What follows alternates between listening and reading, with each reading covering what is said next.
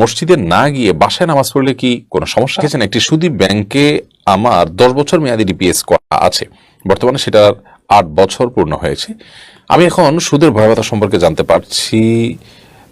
আমার কি এখন এই ডিপিএস ভেঙে দেওয়া জরুরি, নাকি বাকি 2 বছর পূর্ণ করে ভাঙতে পারবো? দেখেছেন, করোনার প্রকোপে পড়াশোনা যখন অনলাইন হয়ে যায় তখন অনেক সময় 2 নম্বরই করেছি।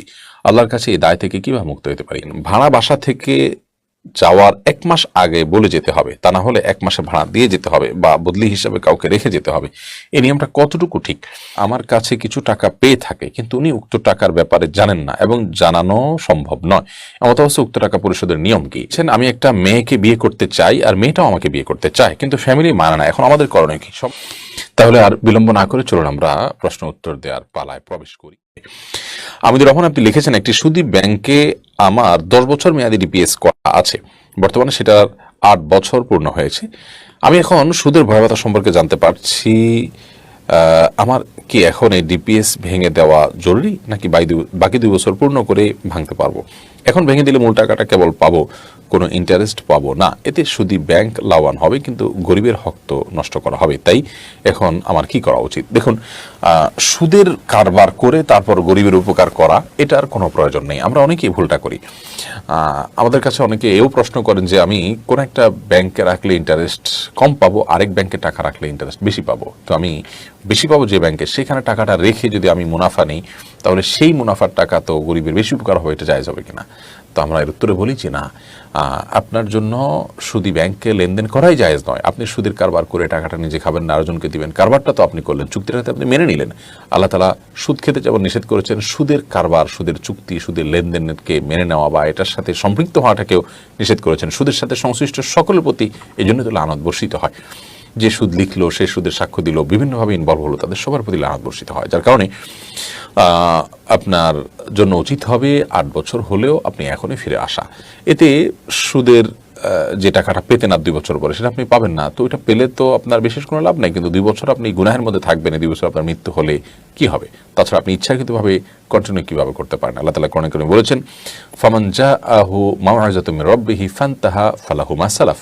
সুদের কারবার, সুদের লেনদেন, সুদের ভয়াবহতা, এগুলো নিয়ে আলোকপাত করার পর আল্লাহ বলেছেন, কারোর কাছে সুদের ভয়াবহতার বিষয়ে যখন আল্লাহর তরফ থেকে নাসিহা এলো, তিনি যখন কোরআন হাদিসের নির্দেশনা জানতে পারলেন, তিনি এই ভয়াবহ গুনাহ থেকে সরে এলেন, তখন তার পূর্বে যেগুলো আছে সেগুলো আল্লাহ রাব্বুল আলামিন রিকভার করবেন, মাফ করবেন এবং সেগুলো তার জন্য আল্লাহ তাআলা ক্ষমা করার কারণে, সেগুলো ভোগের কারণে তার আর গুনাহ হবে না। বাট আপনার কাছে নাসিহা এলো, তারপরও আপনি কন্টিনিউ করলেন, তাহলে সেটার দায়িত্ব কিন্তু কোরআন হাদিসে কোথাও কোনোটার আলোকে আল্লাহ রাব্বুল আলামিন নেননি। তার মানে সেগুলোর দায় আপনাকে বহন করতে হবে। সেজন্য আমাদের পরামর্শ হবে যে এই পর্যায়ে হলেও আপনি আপনার এই চুক্তি শেষ করে ফেলুন এবং গুনাহ থেকে বেরিয়ে আসুন।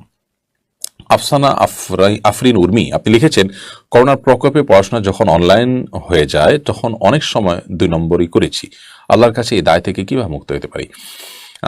এই ফাঁকিবাজি আমাদের অনেক শিক্ষার্থী ভাই বোনরাই করেছেন। তো একজন ইমানদার আসলে সৎ থাকবেন, তার 2টা রূপ থাকবে না, তিনি প্রতারণা করবেন না। তো এরকম ভুল করে থাকার কারণে আল্লাহর কাছে লজ্জিত হয়ে মাপ চাইতে হবে। আল্লাহর কাছে মাপ চেয়ে অনুতপ্ত হয়ে ইস্তেগফার করে ভবিষ্যতে না করার সংকল্প করলে ইনশাআল্লাহ আল্লাহ রাব্বুল আলামিন ক্ষমা করবেন। এমনি জোনায়েদ আহমেদ আপনি লিখেছেন, ভাড়া বাসা থেকে যাওয়ার 1 মাস আগে বলে যেতে হবে, তা না হলে 1 মাসে ভাড়া দিয়ে যেতে হবে বা বদলি হিসাবে কাউকে রেখে যেতে হবে। এই নিয়মটা কতটুকু ঠিক? হ্যাঁ, এটা তো যৌক্তিক। কারণ হলো, আপনি বাসা ভাড়া দেওয়ার যথেষ্ট আগে থেকে না বললে বা বাসার যে মালিক তিনি ক্ষতিগ্রস্ত হবেন, তিনি টাইমলি তৎক্ষণাৎ হয়তো কোনো ভাড়াটিয়া পাবেন না। তো সেজন্য আপনি যেহেতু ভাড়া নিয়েছেন, একটা নির্দিষ্ট সময়ের আগে আপনাকে জানাতে হবে। এই শর্ত দেয়াটা মৌলিকভাবে করোনা যায়, শর্ত বলে মনে করি না, আল্লাহু আলাম।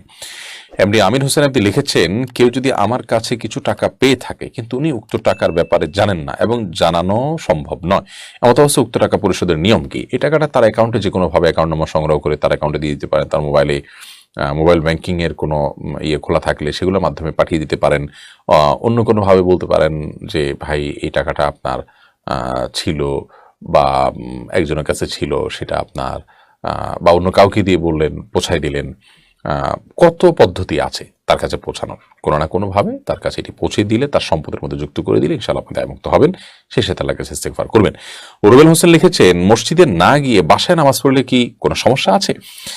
বাসায় নামাজ পড়লে আপনার ওয়াক্তের যে দায় সেটি থেকে আপনি মুক্ত হলেন, বাট এটি এক ধরনের ত্রুটিপূর্ণ সালাহ, কারণ পুরুষ মসজিদে জামাতের সাথে সালাত আদায় করবে। কোরআন কারীমে আল্লাহ রাব্বুল আলামিন বলেছেন, ওয়ারকাউ মা'আর রাকিঈন, ওয়ারকাউ মা'আর রাকিঈন, তোমরা রুকুকারীদের সাথে রুকু করো, তার মানে জামাতের সাথে সালাত আদায় করো।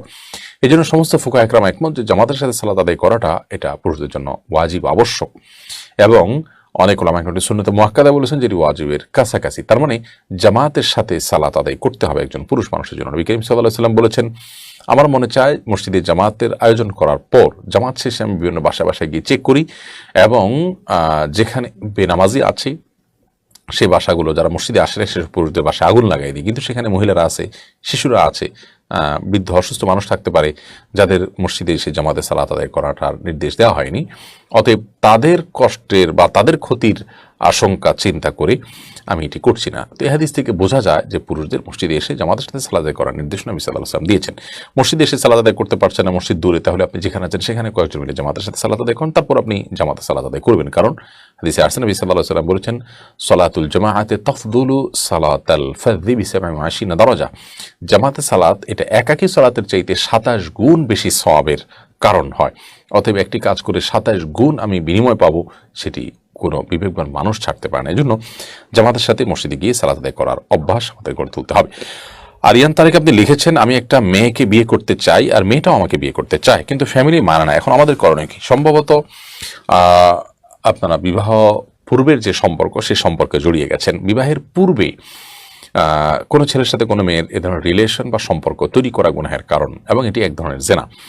এটি আমাদের সমাজের জন্য, আমাদের পরিবারের জন্য, আমাদের ব্যক্তি জীবনের জন্য ভালো কিছু বয়ে আনে না। আল্লাহ রাব্বুল আলামিন যা নিষেধ করেছেন সেটার মাঝেই আমাদের জন্য কল্যাণ নিহিত আছে। একজন মানুষ, একজন পুরুষ একজন নারীর সাথে এ ধরনের রিলেশন বা সম্পর্ক করার জন্য পূর্ব শর্ত হলো বিবাহ করতে হবে। বিবাহ করে তারপর তারা সম্পর্ক করবেন, সামাজিক দায়বদ্ধতা থাকবে। অতএব এ ধরনের রিলেশনকে খুব বেশি গুরুত্ব দেওয়ার কোনো কারণ নেই, বরং হারাম থেকে সরে আসতে হবে। যদি একান্ত মনে করেন যে না, উভয়ের জন্য উপকারী এবং দিনদারিতার দিক থেকে আপনারা অগ্রসর হয়েছেন বা ভালো মনে করছেন, তাহলে অভিভাবকদেরকে কনভিন্স করে আনতে হবে। হ্যাঁ, অভিভাবকরা যদি দিন বিমুখ হন, অনেক অভিভাবক আছেন যে তাদের নামাজ রোজার খোঁজ খবর নেই, বরং তারা সন্তানদের দিনদার কোনো জীবনসঙ্গী পাক সেটা চান না, প্রতিবন্ধকতা সৃষ্টি করেন, এরকম যদি হয় তাহলে তাদেরকে অ্যাভয়েড করে আপনারা বিবাহের উদ্যোগ নিতে পারেন। তবে যথাসম্ভব পারিবারিকভাবে বিবাহের আয়োজন করা ভালো, তাদেরকে কনভিন্স করার সর্বাত্মক চেষ্টা করা ভালো। যদি দেখেন যে তারা আপনার ভালোর জন্যই পরামর্শ দিচ্ছে না করার, তাহলে সেক্ষেত্রে বেশিরভাগ ক্ষেত্রেই আপনার আমাদের এই সমস্ত আপনার ডিসিশনগুলো নেওয়ার আগে বারবার আমাদেরকে চিন্তা করতে হবে, কারণ এগুলো অনেক সময় বয়সের যে পাগলামো, সে পাগলামোর কারণে মানুষ করে ফেলে। বিধায় যথাসম্ভব বিয়ে শাদী অভিভাবকদের মাধ্যমে করানোই উচিত ছেলেদের বেলায়ও।